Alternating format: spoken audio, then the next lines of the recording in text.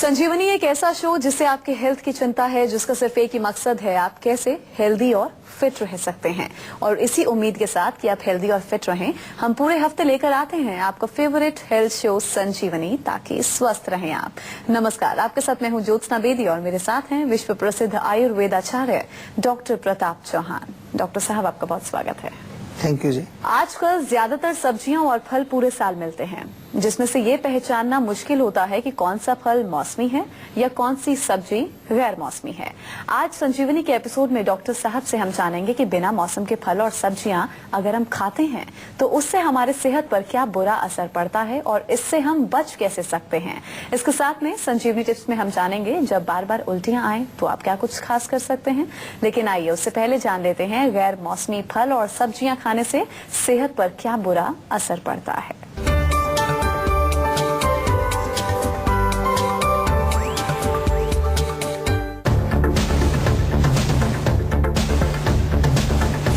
Non seasonal फल और सब्जियां खाने वाले हो जाएं सावधान। गैर मौसमी फल और सब्जियां हैं सेहत के लिए कितनी खतरनाक। तो चलिए डॉक्टर साहब के साथ हम चर्चा की शुरुआत करते हैं। डॉक्टर साहब, आजकल पूरे साल हम देखते हैं मोस्टली हर फल हर सब्जी हमें मिल ही जाती है, तो ऐसे में बेमौसम फल सब्जी अगर हम लोग खाते हैं तो इससे हमारी सेहत पर क्या बुरा असर पड़ता है। देखिए, जो सीजनल जो भी फ्रूट्स और वेजिटेबल्स होंगे डेफिनेटली वो उस सीजन में ही पैदा हुए हैं और उस एरिया के हैं। दैट मीन्स जैसे मान लो गर्मी में हैं आप हैं और गर्मी के सीजन के आपको फ्रूट अभी मिल रहे हैं तो उसी सीजन के हैं और उसी एरिया से हैं। जबकि आप गैर सीजनल फ्रूट्स लेंगे, जैसे कि अगर ठंड पड़ रही है दिल्ली में और उस समय भी तरबूज मिल रहा है आपको, तो तरबूज वो कहाँ से आ रहा है, वो साउथ से कहीं से आ रहा है, गर्म मौसम से आ रहा है, कई हजार किलोमीटर दूर से आ रहा है। तो एक तो जब उनको तोड़ा जाता है, जब क्योंकि ट्रांसपोर्टेशन होती है, तोड़ा जाता है तो वो मैच्योर नहीं होते, पूरे कच्चे होते हैं, पके हुए नहीं होते, अनराइप होते हैं। डेफिनेटली उनके अंदर जो पोषण है या जो हम कहें कि एक न्यूट्रिशन जो है उसके अंदर थोड़ी कमी होती है, डिग्रेडेड उसमें जो न्यूट्रिएंट्स उसके अंदर होते हैं, तो हमें उसका बेनिफिट उतना नहीं मिल पाता है। और इसके साथ साथ उनको प्रिजर्वेशन के लिए कुछ केमिकल्स का प्रयोग जो किया जाता है, तो वो केमिकल्स भी अंदर जा करके हमारे शरीर का नुकसान करते हैं। तो कोशिश यही करनी चाहिए कि जो जिस सीजन की जो चीज है, नेचर का एक नियम है कि जो चीज जब बनी है उसको बनाया है इसलिए कि उसके पीछे कुछ खास पर्पज है। आजकल हम जो है हर सीजन में हर कुछ उगाने की कोशिश करते हैं, तो that is not really very good for the health, और उसको थोड़ा सा हमें ध्यान रखना चाहिए। और ऐसा नहीं कि इसके दुष्प्रभाव हमें दिख नहीं रहे। आजकल ऐसी ऐसी बीमारियां आ गई हैं जो कि हमारे मेडिकल सिस्टम के समझ में ही नहीं आ रही। बिल्कुल, ये मैं अगला सवाल करने वाली थी। नॉन सीजनल फ्रूट्स और वेजिटेबल्स जो आप बता रहे हैं केमिकली इंजेक्टेड होते हैं और केमिकल्स का असर हमारी सेहत पर पड़ता है। कौन कौन सी बीमारियां हमें हो सकती हैं जिससे हमें दो चार होना पड़ सकता है। देखिए, मुख्य रूप से देखें हम तो इसमें दो सिस्टम्स हमारे बहुत ज्यादा इसमें डिस्टर्ब होते हैं। एक हमारा डाइजेस्टिव सिस्टम और दूसरा हमारा नर्वस सिस्टम, इन पर बहुत असर पड़ता है। तो डाइजेशन की अगर हम बात करें तो आपको अजीर्ण, अपच, बदहजमी जो हम कहते हैं, कॉन्स्टिपेशन, कब्ज वगैरह हो सकती है। आपका जो है भूख ना लगना, लिवर के ऊपर थोड़ा सा असर इसका आता है। या कोई केमिकल्स की आपने बात की, केमिकल्स उसमें होते हैं तो लिवर के ऊपर और किडनी के ऊपर उसका असर हमारा देखने को मिल सकता है। नर्वस सिस्टम में जो आमतौर पर देखते हैं एंग्जाइटी, डिप्रेशन, बहुत ज्यादा जो है एक तरह घबराहट पैदा होना, नर्वसनेस होना, ये इसके दुष्प्रभाव हो सकते हैं। और एक चीज और होती है कि डेफिशिएंसी, क्योंकि विटामिन वगैरह अगर उसमें पूर्ण रूप से अगर हमें नहीं मिले तो हमारे बॉडी में डेफिशिएंसी डिजीजेस, कई प्रकार के धातु क्षय जिसको हम आयुर्वेद में बोलते हैं कि भी जो हमारे धातु उच्च कोटि के या उच्च क्वालिटी के नहीं होते वो, तो उससे जो है ये डेफिशिएंसी की प्रॉब्लम्स भी हमारी बॉडी में, जैसे कि थकान, कमजोर रहना, वीकनेस रहना, ये भी सब रोग उसके कारण आ सकते हैं। अच्छा डॉक्टर साहब, कुछ लोगों को देखा है, जैसे कई बार हम लोग ही घर में कर लेते हैं जब समय हमारे पास बहुत कम होता है या बाहर कहीं जाना होता है, सुबह फल सब्जी काटी और शाम को मुझसे खा रहे हैं या खाना बना रहे हैं, तो ये भी नुकसानदायक होता है या कितने समय के अंतराल में हमें इसे इस्तेमाल कर लेना चाहिए। देखिए, जनरली अगर आपने उसको काटा और अच्छी तरह से कहीं रखा, कवर करके रखा, फ्रिज में रखा, तो इट्स ओके। लेकिन कई चीजें हैं, हमें देखना पड़ता है कि हर चीज को नहीं रख सकते। जैसे आप सेब अगर काटेंगे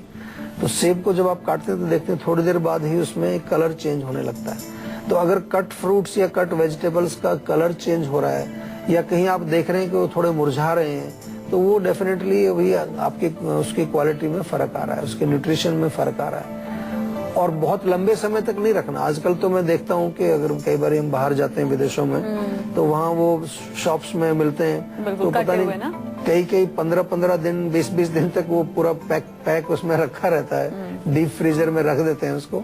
तो अगर काट के भी आपने रखी सब्जी या फ्रूट्स कोई अगर रख दिया है कन्वीनियंस के लिए तो it should be used maximum 1-2 दिन के अंदर उसको यूज कर लेना चाहिए। और डेफिनेटली ध्यान रखें कि उसका कलर चेंज ना हो और उसमें किसी प्रकार का जैसे मुरझा जाती है, आपको तो कई बार दिख जाता है कि कुछ ड्राइनेस उसमें दिख रही है, तो वो नहीं होनी चाहिए। फ्रेश अगर रहे तो वो ज्यादा अच्छा, और इसलिए फ्रेश काट करके आप खाएं, फ्रेश सब्जी काट करके बनाएं, वो ज्यादा हेल्दी है, ज्यादा अच्छा है। अच्छा डॉक्टर साहब, आजकल मार्केट में हाइब्रिड फ्रूट्स और वेजिटेबल्स बहुत ज्यादा आ रहे हैं, तो इसकी हम पहचान कैसे करें? और अगर हम हाइब्रिड फ्रूट वेजिटेबल खा रहे हैं तो इससे हमें क्या नुकसान हो सकता है? देखिए, हाइब्रिड का मतलब होता है कि कोई चीज मॉडिफाइड की है, कई बार जैसे क्रॉस ब्रीड करके कुछ चीजें नई बनाते रहते हैं लोग। आपने देखा होगा, मैं कई बार देखता हूँ आजकल कभी कभार बेर मिलता है, बेर बहुत बड़ा बेर, वो बिल्कुल जैसे एक सेब जितना उसका साइज होता है। बेर तो नॉर्मली जो ओरिजिनल उसकी वैरायटी है बहुत छोटा होता है, तो ये हाइब्रिड बेर है। टमाटर आपने देखे होंगे कभी कभार, वो चेरी टमाटर बोलते हैं उनको, बहुत छोटे छोटे चेरी साइज के टमाटर मिलते हैं, सलाद में यूज होता है चेरी टमाटर। ऐसे ही कई फ्रूट्स आते हैं इस तरह के, जो कि आजकल सीडलेस वाटरमेलन आ गया है, मतलब तरबूज में बीज ही नहीं है। तो ये कन्वीनियंस के लिए या उसको थोड़ा सा और अच्छा दिखने के लिए कई फ्रूट्स जो है अच्छे दिखें बाहर से, थोड़ा देखने में अट्रैक्टिव हों, ऐसे ये कुछ एक्सपेरिमेंट साइंटिस्ट लोग करते रहते हैं जो एग्रीकल्चर के लोग हैं, तो वो उनको बोलते हैं हाइब्रिड। तो आपको ये देखना है कि ओरिजिनल से कोई बनावट में या कोई चीज ऐसी आपको लग रही है कि जो नॉर्मल नहीं है, तो वो डेफिनेटली हाइब्रिड हो सकता है। बड़ा मुश्किल होता है, आजकल बहुत सारी वेराइटीज आ गई हैं। और दूसरा आपने पूछा कि इसका नुकसान क्या हो सकता है। देखिए, कोई भी चीज जो ओरिजिनल जो बनाई है, कुदरत ने बनाई है, वो हमारे शरीर को पहचान है उसकी। कोई भी चीज जो हमने बना दी है आर्टिफिशियल, उसको किसी तरह से साइंटिफिक तरीके से, चाहे वो हाइब्रिड फ्रूट्स हैं, चाहे वेजिटेबल्स हैं, या जेनेटिकली मॉडिफाइड आपको आजकल बीज आ रहे हैं इस तरह के। इवन आपकी जो गाय जो है, गाय भी हाइब्रिड हो गई है। पहले देसी गाय होती थी, अब जर्सी गाय आ गई है। तो ये सब क्यों बना है कि ज्यादा दूध दे, ज्यादा उसका यील्ड हो, ज्यादा बड़ा अच्छा फ्रूट बने। तो ये चीजें डेफिनेटली हमारे सिस्टम को तो अभी समझ नहीं है उसकी, तो अभी कई बार बहुत लेट पता चलता है, अभी हमें शायद उसका मालूम नहीं चल रहा है। लेकिन हम आयुर्वेद की दृष्टि से देखें तो डेफिनेटली हमारा सिस्टम जो है वो ओरिजिनल वैरायटीज को पहचानता है। लेकिन जो नई वैरायटीज हैं या जो आर्टिफिशियल चीजें आ गई हैं, चाहे वो केमिकल्स हैं, चाहे वो सिंथेसाइज्ड चीजें हैं, उनको हमारा सिस्टम उतनी अच्छी तरह से एक्सेप्ट नहीं करता है। और इसके ऊपर काफी रिसर्च भी हुई है, कई जगह देखा गया है। और वो जब नहीं समझता है उसको तो डेफिनेटली कंफ्यूज होगा, और कंफ्यूज होगा तो कई तरह के रोग हमारे। नुकसान बेशक ना हो, लेकिन वो असर या वो फायदा नहीं मिल पाएगा हाइब्रिड चीजों से जो हमें ओरिजिनल चीजों से। नुकसान भी हो सकता है, कई बार हमें अभी समझ नहीं आता कि कोई सी कौन, जैसे एलर्जीज आजकल इतनी सारी हो रही हैं, तो पता नहीं चलता क्यों इतने छोटे छोटे बच्चों में एलर्जी हो रही है। बच्चे बादाम नहीं खा सकते, कोई मूंगफली नहीं खा सकते हैं, कुछ बच्चे जो है कोई पर्टिकुलर दूध का प्रोडक्ट नहीं खा सकते। आजकल छोटे छोटे बच्चे आ रहे हैं, गेहूं नहीं खा सकते, उनको व्हीट से एलर्जी हो गई है। तो कहीं ना कहीं ये सारा सिस्टम जो हमारा है वो कंफ्यूज हो रहा है, क्योंकि हम इस तरह की चीजों को हम पैदा कर रहे हैं। तो मैं ऐसा मानता हूँ, और इसका हम आयुर्वेद में बार बार ये कहते हैं कि हम जितना नेचुरल तरीके से रहेंगे, जितनी नेचुरल चीजों को हम, ओरिजिनल चीजों को प्रयोग करेंगे, उतना ही हमारा शरीर स्वस्थ रहेगा। और अब बारी है आज की संजीवनी की, जिसमें डॉक्टर साहब से हम जानेंगे फलों और सब्जियों के जहरीलेपन से बचने के कौन कौन से उपाय हैं जो आप लोग अपना सकते हैं। जी डॉक्टर साहब बताइए। देखिए, फल और सब्जी तो आपको वही मिलेंगे जो बाजार में है, उनमें तो कुछ नहीं कर सकते। आप अपनी खेती तो नहीं करेंगे, लेकिन जब आप उनको खरीद के घर ले आते हैं तो कुछ थोड़ा बहुत कर सकते हैं। एक तो उनको अच्छी तरह से वॉश करिए, धोइए, अच्छी तरह से पानी से धो लीजिए, या गर्म पानी करके थोड़ा नमक डाल करके उसमें डाल दीजिए, थोड़ी देर, आधा घंटा उसमें डालिए, सब्जियों को भी, फ्रूट्स को भी। तो वो आपको कुछ ना कुछ उसमें से जो केमिकल्स उसमें लगे हैं ऊपर कम से कम, या कोई अंदर उसका प्रभाव है, वो कम होगा। या विनेगर होता है ना, सिरका बोलते हैं इसको, 1 लीटर पानी में 50 मिलीलीटर आप विनेगर डालें और उसमें सब्जियों को डालें, तो उससे भी एक जो है उसकी ऊपर की परत जो है वो साफ होती है, और उसका थोड़ा केमिकल या जो जहरीलापन आप कह रहे हैं वो थोड़ा दूर हो जाता है। या कुछ सब्जियां हैं जिनको कि आप छील करके ही प्रयोग करें, उनका छिलका उतार ही दीजिए आप, तो कम से कम आपको वो ऊपर की टॉप लेयर तो बच गया आप उससे, अंदर का तो खैर बहुत मुश्किल है उसको निकालना। या स्क्रब भी कर सकते हैं, आजकल कुछ ऐसे स्क्रब आते हैं, जैसे आपके बर्तन साफ करने वाले भी कुछ ब्रश टाइप के होते हैं। खीरा है, जैसे बैंगन है, लौकी है, उनको थोड़ा स्क्रब करेंगे जेंटल, तो आप देखेंगे एक परत ऊपर से उतरेगी उनके। कुछ केमिकल्स का ऊपर से भी आजकल जो बेचने वाले लोग हैं वो भी लगा देते हैं। तो ये कुछ ना कुछ हमें इसका ध्यान रखना चाहिए। कई आपने देखा होगा सेब बड़े शाइनिंग होते हैं, चिकने होते हैं बहुत, उसको आप थोड़ा घिसेंगे, स्क्रब करेंगे तो कुछ परत निकलेगी वहां ऊपर केमिकल की, हो सकता है उस पर कुछ ऐसा चिकना पदार्थ लगाया। तो ये तो हमें डेफिनेटली करना चाहिए, जो कुछ हम कर सकते हैं जितना उतना तो करना चाहिए, ताकि हम अपने स्वास्थ्य को अच्छा रख सकें। जालंधर से हमारी दर्शक प्रियंका जुड़े हैं। जी प्रियंका, पूछ सकते हैं, क्या पूछना चाहते हैं? हाँ जी, मैं ये जानना चाहती हूँ कि मुझे हाइपोथायरॉयडिज्म की परेशानी थी। पिछले 4 महीने पहले मैंने अपना टेस्ट थायराइड प्रोफाइल करवाया था, तब उसमें मुझे मेरा TSH बॉर्डर लाइन आया था। अच्छा। उसके बाद मैंने जब एलोपैथिक डॉक्टर से संपर्क किया तो उन्होंने मुझे थायरोनॉम बोला लेने के लिए। जी। तो मैंने इनिशियली 50 mg लिया, फिर 100 mg, फिर मुझे 75 mg मेंटेन करने के लिए बोला। जी। तो मैंने करीबन 1 महीने तो ये दवाई ली। फिर उसके बाद क्योंकि मेरे फादर आर्मी से बिलोंग करते हैं तो उन्होंने मुझे बोला कि एक बार आर्मी में दिखा दो। तो आर्मी के डॉक्टर्स को दिखाया तो उन्होंने बोला आपको दवाइयों की कोई जरूरत नहीं है। अच्छा। हाँ जी। देखिए, सबसे पहले तो जो आपका बॉर्डर लाइन पर जो था TSH, तो डेफिनेटली आर्मी वालों ने ठीक कहा, आर्मी के डॉक्टर ने, आपको दवाई की उसमें आवश्यकता नहीं थी। बॉर्डर लाइन पर होता है, कई बार फ्लक्चुएशन चलती है, कई बार थोड़ा बहुत 6-7 तक भी जाता है, तो डॉक्टर्स खुद मना करते हैं। जो आपके जो एंडोक्राइनोलॉजिस्ट होते हैं उनके पास जाएंगे तो खुद कई बार कहते हैं कि इसमें आवश्यकता नहीं है, कुछ थोड़ा सा लाइफ स्टाइल, थोड़ा डाइट चेंज करेंगे, उससे भी आपको रिलीफ मिल जाता है। तो एक तो मैं आपसे अभी निवेदन करूंगा कि धनिया का पानी आप पीना शुरू करें, बहुत बढ़िया रहता है। 1 चम्मच धनिया पाउडर रात को 1 गिलास पानी में, हल्का सा गर्म पानी ले लो, गुनगुना पानी हो या थोड़ा हॉट वाटर जिसको हम बोलते हैं, उसमें आप डाल करके उसको रख दीजिए रात को, और सुबह उसको छान करके आप पी लीजिए उस पानी को। और थोड़ा जो वेट की जहां हम बात करें तो वहां 2-3 चीजें इंपॉर्टेंट हैं। आपको अपना डाइट पर विशेष ध्यान देना है, थोड़ा एक्सरसाइज करनी है, और कुछ ना कुछ जो अगर उसका रूट कॉज हमें पता चलेगा जब हमारे डॉक्टर से आप बात करेंगे तो उसके लिए औषधि आपको दे दी जाएंगी। तो आपसे निवेदन है कि हमारे पास जो आपके पास हमारा जो नंबर आता है, इस नंबर पे फोन करके हमारे डॉक्टर से बातचीत करें, और मुझे उम्मीद है कि आपके जो 2-3 प्रॉब्लम्स हैं, सारी की सारी प्रॉब्लम बिल्कुल आसानी से ठीक हो सकती है। इंदौर से राजकरण जुड़े हैं। जी राजकरण जी, आप पूछ सकते हैं, क्या पूछना चाहते हैं? नमस्कार जी डॉक्टर जी। नमस्कार जी, मेरे पेट में काफी कब्ज बना रहता है। मैंने काफी दवाएं भी ले ली बट ठीक नहीं होता ये। अच्छा, कॉन्स्टिपेशन मतलब मोशन नहीं आता आपको? जी नहीं। अच्छा, कितने, 1 दिन नहीं आता, 2 दिन या कई दिन तक नहीं आता? मतलब 1-2 दिन बाद। 2 दिन बाद के लगभग आता है मोशन आपको? हाँ जी। अभी उम्र कितनी है आपकी? ये भी 25 साल। अच्छा, और जो है आपको पेट में कोई गैस या एसिडिटी, जलन वगैरह भी होती है? हाँ जी, एसिडिटी। अच्छा, देखिए क्या होता है कि कॉन्स्टिपेशन एक ऐसी चीज है कि अगर कॉन्स्टिपेशन को हम ठीक ना करें तो कई रोग और इसके साथ आपको धीरे धीरे बनने शुरू हो जाएंगे। अभी आपकी उम्र बहुत कम है।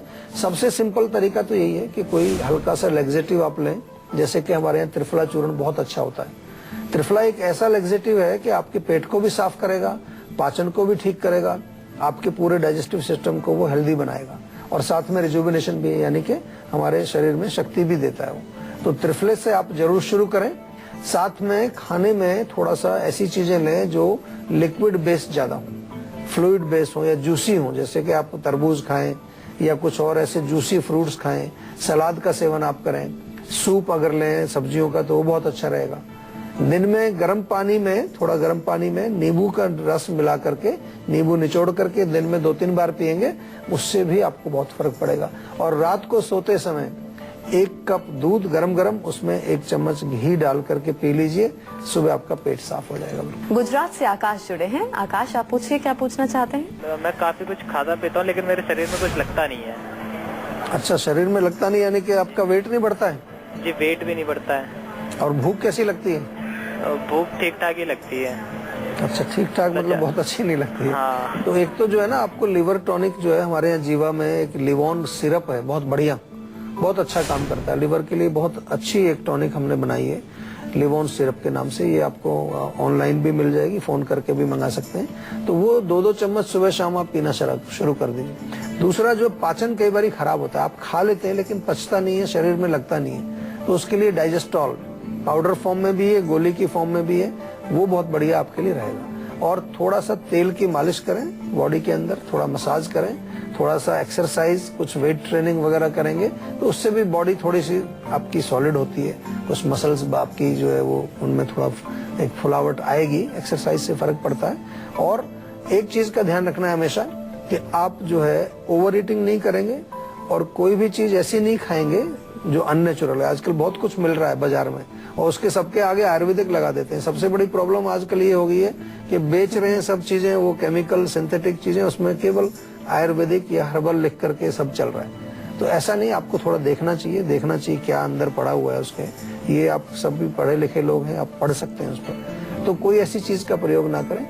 अगर आपको वास्तव में कुछ ऐसा लेना है नेचुरल, तो आयुर्वेद में है चीजें। अश्वगंधा आप ले सकते हैं, अश्वगंधा शतावरी का और आंवले का चूर्ण बना करके आप खा सकते हैं।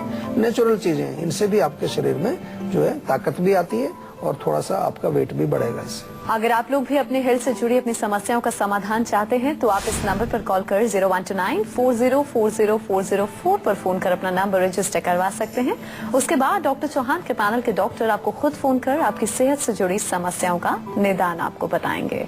और इसी के साथ यहाँ हम रुकेंगे एक ब्रेक के लिए। ब्रेक के बाद बारी है संजीवनी टिप्स की, जिसमें डॉक्टर साहब से हम जानेंगे अगर आपको बार बार वॉमिटिंग आती है तो आप क्या कुछ खास कर सकते हैं।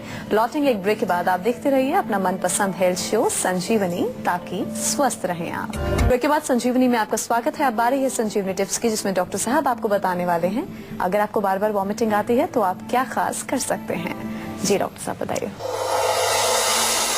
देखिए, वॉमिटिंग अगर बार बार आपको आती है तो सबसे पहले तो आपको ये देखना है कि क्या वजह उसकी हो सकती है। कई बार एसिडिटी होती है अंदर, उस एसिडिटी को जरूर ठीक करना पड़ेगा। या कहीं आपके जो पेट के अंदर कोई स्वेलिंग है, गैस्ट्राइटिस उसको बोलते हैं, वो भी ऊपर को खाना आता है, वॉमिटिंग भी आ जाती है कई बार, तो उसको हमें ठीक करना है। उसके लिए हमें खास तौर से जो पित्तवर्धक चीजें हैं उनका सेवन नहीं करना है। अगर वैसे उल्टी आपको आ रही है, उल्टी आने को हो रही है, नौसिया फील कर रहे हैं, तो थोड़ा सा अदरक का टुकड़ा अगर मुंह में डाल करके आप उसको चूसेंगे, उससे आपको काफी रिलीफ मिलता है।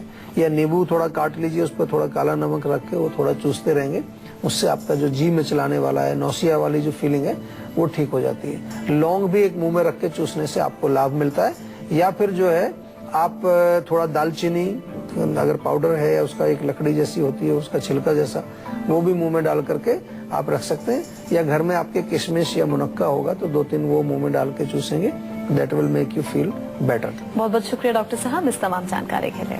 थैंक यू जी। तो आशा करते हैं डॉक्टर साहब ने आपको जो उपाय बताए हैं उन्हें अपनाने से आप हमेशा सेहतमंद रहेंगे और संजीवनी प्रोग्राम के जरिए हम आपको हमेशा फिट और हेल्दी बनाए रखेंगे। आपको एक बार फिर से हम बता दें, आप हमारे नंबर 0129404040 पर अपना नंबर रजिस्टर करवा सकते हैं। आप हमें ईमेल भी कर सकते हैं, हमारा ईमेल आईडी है info@jiva.com। आप फेसबुक के जरिए भी हमसे जुड़ सकते हैं, हमारी फेसबुक आईडी है www.facebook.com/jiva ayurveda। तो इसी उम्मीद के साथ कि आप हमेशा खुश रहें, स्वस्थ रहें। अगले एपिसोड में आपसे फिर से मुलाकात होगी, तब तक के लिए मुझे दीजिए इजाजत। नमस्कार।